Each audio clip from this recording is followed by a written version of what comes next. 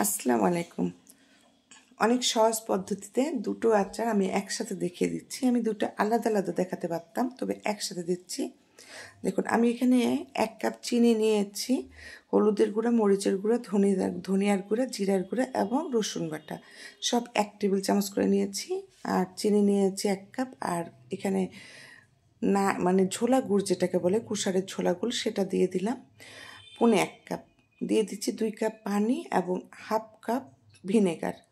সব কিছু দিয়ে আমি মিক্সড করে নিয়ে এটা চুলায় বসিয়ে দেবো। এটা বলক উঠতে উঠতে আমি একটা মশলা করে নেব। এখানে বেশ কিছু আর কি শুকনা মরিচ, একটু গোলমরিচ, লং, অল্প একটু দালচিনি, তেজপাতা, ছোটো এলাচ দিয়ে আর একটু পাঁচফোড়ন দিয়ে আমি ভেজে নিয়েছি। তো দেখতে পাচ্ছেন, খুব সামান্য করে দিবেন লং, গোলমরিচ, ছোটো এলাচ, দালচিনি, তেজপাতা। তো ওটা ওখানে হলে এদিকে পানিটা ফুটে এসছে, আমি ওটা কিন্তু গুঁড়া করে নিব। তো পানি ফুটে এসছে, আমি এইভাবে জলপাইগুলো কেটে নিয়েছি, এটা আলাদা করে দেখালাম না। তো জলপাইগুলো দিয়ে দিলাম, এখন দিয়ে এখানে আস্তে আস্তে করে নেড়ে চেড়ে এটা হতে দেবো আর কি। এই আচারটা এত মজা, মানে চিন্তা করতে পারবেন না। খুব সিম্পলভাবে, খুব সাধারণভাবে আচারটা করেছি, কিন্তু অনেক টেস্টি। তো এটা এখানে হচ্ছে, আমি ঢেকে দিয়েছি, আর মাঝে মাঝে এভাবে উল্টে পাল্টে নেব। এবং মিষ্টি আছে, মিডিয়াম মিষ্টি আছে, এটা রান্না করব। এখানে দিয়ে দিচ্ছি আমি সরিষার গুঁড়া।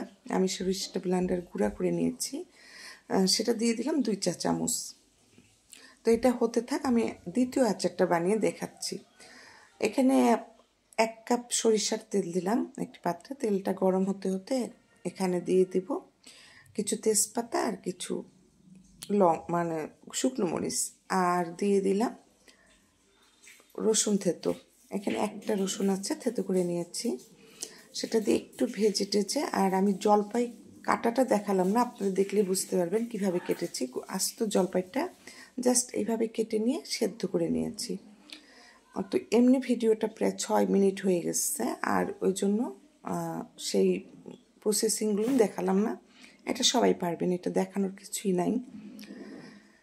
তো এখানে একটু দিয়ে দিচ্ছি শুকনো মরিচের গুঁড়ো, একটু হলুদের গুঁড়ো। আপনারা ঝালটা আপনাদের পছন্দ মতন দেবেন। আমার এই মরিচটা খুব ঝাল, তাই আমি 1.5 টেবিল চামচ দিয়েছি। দিয়ে দিলাম 2 টেবিল চামচ চিনি এবং 1/2 কাপ গুড়। আপনারা কিন্তু যেটা ঢেকা গুড় বলে আর কি, সেই গুড়টাও কেটে দিতে পারেন। আমার কাছে ঝোলা গুড়টা ছিল, সেটাই দিয়েছি। এটা কুষারের গুড়। তো এটা দিয়ে এখন একটু নাড়াচাড়া করে নেব।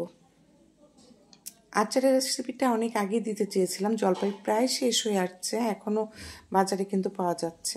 আমি ঢেকে দিয়েছি, এটা হচ্ছে। আসলে অনেক ঝামেলার মধ্যে ছিলাম, আর সে কারণে আচারের রেসিপিটা আমি ভালো করে এডিট করার সময় পাইনি। দিয়ে দিলাম সামান্য লবণ। আমি যে প্রসেসে করছি আপনারা ঠিক এইভাবে করবেন। আর এখানে দিয়ে দিচ্ছি 2 টেবিল চামচ সরিষার গুঁড়া। আমি কিন্তু একই মশলায় দুটো রেসিপি করে দেখাচ্ছি। দিয়ে দিলাম এখানে 1/2 কাপ ভিনেগার। একই মশলা দিয়ে দু রকম স্বাদের দুটো রেসিপি আর কি আচারের। তো আচার খেতে আমরা সবাই ভালোবাসি। তো ওদিকে ওটা হতে হতে এটা আবার দেখিয়ে দিচ্ছি আপনাদের। এটাও কিন্তু পানি শুকিয়ে গেছে, সেদ্ধ হয়ে গেছে, এবং আমার এটা চলছে। এখন যেই ভাজা গুঁড়াটা করে রেখেছিলাম, মশলাটা করে রেখেছিলাম, সেটা গুঁড়া করে এখানে আমি 2 টেবিল চামচ ব্যবহার করলাম। একটা জিনিস কিন্তু আমি এখন করেছি, সেটা হলো ভিডিওটা আসলে স্কিপ করে গেছে, এটা দেখাতে পারিনি। আমি এখানে কিন্তু 2 থেকে 3 টেবিল চামচ সরিষার তেল দিয়েছিলাম। আর এই তেলটা দেওয়ার কারণে কিন্তু আচারটার একটু এরকম একটা গ্রেভিটা খুব সুন্দর আসে। আর এটা আপনারা যদি না চান না দেবেন, অসুবিধা নেই, এটা দিলে একটু আচারটা ভালো হয়। তো ওটা ওখানে হয়ে গেছে, মৃদু আঁচে ওটা ঢেকে রেখে দিয়েছি। এটাও কিন্তু হয়ে যাচ্ছে। তো আমি মাঝে মাঝে এইভাবে উল্টে পাল্টে নিয়েছি, আর বেশিরভাগ সময় ঝাঁকিয়ে নিয়েছি। উল্টাপাল্টা করলে হয়তো আচারটা ভেঙে যাবে। তো এখানেও দিয়ে দিলাম 2 টেবিল চামচ সেই ভাজা গুঁড়া মশলাটা। দেখুন, আমরা কিন্তু বারবার কিন্তু 2 রকম আচার করছি বলে 2 রকম মশলা করতে হয়নি, জাস্ট প্রসেসিংটা 2 রকম, কিন্তু আচারের মশলাগুলো কিন্তু একই। আর এই প্রসেসিংয়ের জন্যেই এই আচারটা 2 রকম স্বাদ এসছে। তো তো দেখুন এখানে সরিষার তেল দেওয়ার কারণে কিন্তু আচারের কালারটা একটু অন্যরকম এসছে। আর আমার কাছে মনে হলো আর 1 টেবিল চামচ এখানে গুঁড়া মশলাটা দেব, সেটা দিয়েছি। তো এই তো হয়ে গেছে। আমি আপনাদের দেখিয়ে দিচ্ছি যে এটা কতটা সফট হয়েছে। এখন ওইভাবে কাটার জন্য ভেতরে কিন্তু মশলাও গিয়েছে। আর আমরা সবাই জানি আচার কিন্তু এক জালে হয় না। আমি রাতে হাফ করে রেখেছিলাম এবং পরের দিন সকালে ফুল মানে পুরো প্রসেসিংটা করে তারপর আপনাদের দেখাচ্ছি। আচার কিন্তু এটাতেই টেস্ট হয়। একবার জাল দিয়ে একটু রেখে দেবেন, পরের দিন তখন এটা ফাইনাল জাল দেবেন।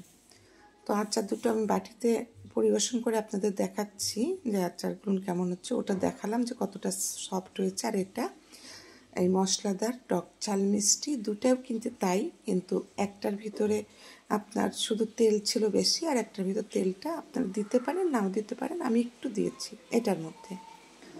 তো তেল দেওয়ার কারণে কিন্তু এর গ্রেভিটা একটু সুন্দর হয়েছে আর মানে মশলাটা এর সাথেই লেগে আছে।